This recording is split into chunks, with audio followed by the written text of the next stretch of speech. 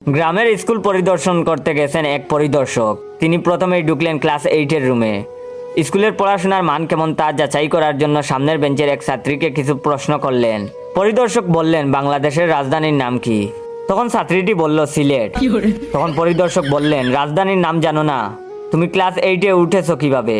আমি তোমার নাম কেটে দেব। তখন ছাত্রী বলল, আমার তো স্কুলের খাতায় নামই নাই, আপনি কাটবেন কেমনে? তখন পরিদর্শক বলল, নাম নেই মানে? তখন ছাত্রীটি বলল, আমি স্কুলের মাঠে গরু নিয়ে আইছিলাম, স্যারে কইল তোরে 10 টাকা দিমু, তুই ক্লাসে আইসা বইসা থাক। তখন পরিদর্শক শিক্ষককে বললেন, সি মাস্টার সাহেব, আপনার লজ্জা করে না? শিক্ষা নিয়ে ব্যবসা করেছেন, আমি আপনাকে বরখাস্ত করব।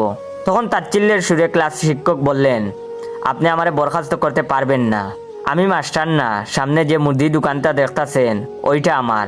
মাস্টার সাহেব আমারে কইল শহর থেকে এক বেটা আইব, আমি হাটে গেলাম, তুই ক্লাস ঘরে যাইয়া বইসা থাকবি।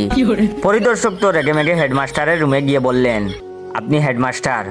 তখন হেডমাস্টার বললেন, হ্যাঁ, কোনো সমস্যা?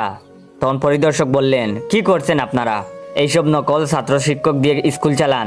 তখন হেডমাস্টার বললেন, আমি না, আমার মামা এই স্কুলের হেড স্যার, উনি জমি কেনা বেচার দালালি করেন, আজ কাস্টমার নিয়ে অন্য গ্রামে গেছেন, আমারে কইছেন পরিদর্শক আইলে 10,000 টাকার এই বান্ডিলটা দিয়া দিস।